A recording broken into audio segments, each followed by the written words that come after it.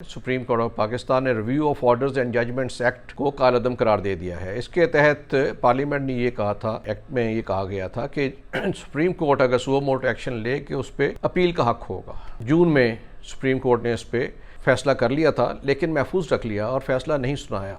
अब पार्लियामेंट गए 2 दिन नहीं हुए कि इन्होंने ये फैसला सुना दिया है कि इसको हमने कालअदम करार दे दी। अब ये फैसला 3 रुकनी बेंच ने किया है, जिसमें चीफ जस्टिस अता बंदयाल और जस्टिस याजुल हसन और जस्टिस मुनीब, ये इन पे मबनी ये था ये बेंच। और इनके मुतल्लिक आप जानते हैं कि हमेशा अंगुश्तनुमाई होती रही है, इन पे एतराज़ात और इल्ज़ामात रहे हैं कि इनके सियासी मोटिव हैं और ये सियासी तौर पे अलाइंड है। ख़ास तौर पे चीफ जस्टिस को पे इस तरह के इल्ज़ाम लगाए और जलसों में लगाए हैं, ये नहीं कि हमको कह रहे, जलसों में लगाए गए हैं और बड़े शद्दोमत से लगाए गए हैं। और अब इसमें ये था कि ये कालअदम होने से इनका ख्याल है कि नवाज शरीफ और जहांगीर तरीन जो है उनको अपील करने की चांस नहीं रहेगा।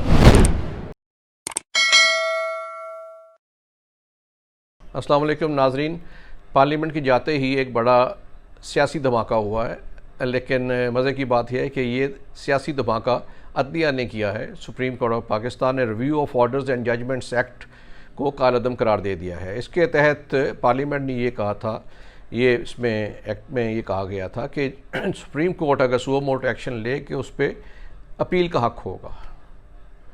तो उसके ऊपर इस पे गए हुए थे। जून में सुप्रीम कोर्ट ने इस पर फैसला कर लिया था, लेकिन महफूज रख लिया और फैसला नहीं सुनाया। अब पार्लियामेंट गए 2 दिन नहीं हुए कि इन्होंने ये फैसला सुना दिया है कि इसको हमने कालअदम करार दे दिया। ये टाइमिंग बड़ा इंपॉर्टेंट है कि पार्लियामेंट से रिलेटेड फैसला था और पार्लियामेंट के जाने का इंतज़ार किया गया और इस पर तजियाकारों ने, माहिर कानून जो है, उन्होंने ये कहा कि ये बदनीयती पे मबनी फैसला है और ये जैसे है जैसे आप पार्लियामेंट के पीठ पे छुरा घोंपने के मुतरादिफ है और ये शब खून मारा गया है। इसलिए कि टाइमिंग ऐसा था कि पार्लियामेंट चली गई है और उसका आपने इंतज़ार किया, यानी ये मिड जून में फ़ैसला हो चुका था। 2 माह के करीब इसको महफूज रखा गया और इसे इंतज़ार में रहे कि पार्लियामेंट जाए तो फिर फ़ैसला सुनाया जाए। इसमें क्या खौफ की बात थी? यूँ लगता है जैसे खौफजदा थे और जैसे नुकसान पहुँचाना था, इसलिए जैसे एम्बुश करते हैं उस तरह किया। अब ये फ़ैसला 3 रुकनी बेंच ने किया है, जिसमें चीफ जस्टिस अता बंदयाल और जस्टिस याजुल हसन और जस्टिस मुनीब, ये इन पे मबनी ये था ये बेंच। और इनके मुतल्लिक आप जानते हैं कि हमेशा अंगुश्तनुमाई होती रही है, इन पे एतराज़ात और इल्ज़ामात रहे हैं कि इनके सियासी मोटिव हैं और ये सियासी तौर पे अलाइंड है। ख़ास तौर पे चीफ जस्टिस को पे इस तरह के इल्ज़ाम लगाए और जलसों में लगाए हैं, ये नहीं कि हमको कह रहे, जलसों में लगाए गए हैं और बड़े शद्दोमत से लगाए गए हैं और उस पर बहुत कुछ हुआ। और बाकी दोनों जो जजेस साथ थे उनके उनके हम ख्याल तसव्वुर किए जाते हैं। जब ऐसा फ़ैसला करना होता है तो इस बेंच को तश्कील दे दिया जाता है। अब उन्हीं ने ये फ़ैसला कर दिया है, तो इसका मतलब है कि मज़ीद उसके ऊपर उनके शकूक पे, इल्ज़ामात पे मोहर सब्त कर दी गई है।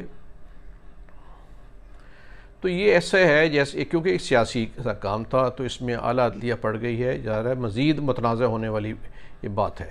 अब देखिए कि इस तरह के फ़ैसले किए साकिब निसार ने, तो उनके साथ जो हुई है और जो होती रही है वो अल-अमान जो बाद में। तो फ़ैसले जो हैं ऐसे होने चाहिए कि हमेशा ऐसे तरीके से कोट किए जाएँ।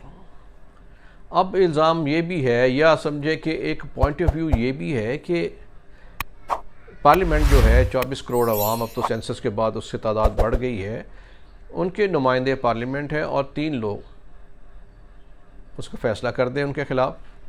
और 3 लोग जो हैं वो कुछ भी हो सकते हैं, ज़ाती परखाश भी हो सकती है, सियासी अनाद भी हो सकता है। तो वो इतनी बड़ी अक्सरियत के फ़ैसले को वो रद्द कर दें। अब इसमें ये था कि ये कालअदम होने से इनका ख्याल है कि नवाज शरीफ और जहांगीर तरीन जो है उनको अपील करने की चांस नहीं रहेगा। अगर उन्होंने इसके लिए भी किया है कि अपील मिल जाए, तो अपील मिलना तो कोर्ट से ही अपील ले रहे थे और सुप्रीम कोर्ट से ही अपील के लिए जाना चाह रहे थे, नहीं मिला। फिर भी मेरा ख्याल है कोई ख़ास फ़र्क नहीं पड़ेगा, क्योंकि जो इलेक्शन एक्ट का है 62(1)(f उसके तहत वैसे ही 5 साल से ज़्यादा की नाअहली नहीं होगी, तो उससे उन्हें फ़र्क नहीं पड़ेगा, उन्हें इलेक्शन एक्ट से फ़ायदा मिल जाएगा। लेकिन सुनने में आ रहा है कि कई और, क्योंकि मिड सितंबर में चीफ जस्टिस ने रिटायर होना है, तो कई मुकदमात का फ़ैसला अभी और सुनाएंगे और वो कालअदम करार देंगे। बेहतर तो ये था कि फुल मीटिंग बुला ली जाती। देखिए, ये हो सकता है कि लॉफुल हो लेकिन ग्रेसफुल नहीं है, लीगल हो लेकिन ये इसमें एक ग्रेस नहीं है, शक शुबहात हैं जो मज़ीद गहरे हो गए हैं। तो फुल कोर्ट मीटिंग बुला लेते, या जब पार्लियामेंट बैठी थी उस दौरान ही फैसला कर देते। क्या खौफ है? इसका मतलब है कि कोई ना कोई उसमें शुक्म था, कोई कमज़ोरी नज़र आ रही थी कि छुप के बैठे रहे और 2 माह के बाद ये फ़ैसला सुना दिया। तो मेरा ख्याल है कि इससे पार्लियामेंट में और अदलिया के दरमियान मज़ीद मुहासमत बढ़ेगी और निज़ाम में ख़राबी पैदा होगी, और अगला जो अमेंडमेंट आएगी उसमें इस पर भी पाबंदी होनी चाहिए कि फ़ैसला महीनों महफूज रख के ना बैठा जाए, कि मौका ताक के उसको दाग दिया जाए, जैसे एम्बुश कर रहे होते हैं, जैसे शिकार पे झपटा जाता है, उस तरह ना हो। ओपन होना चाहिए।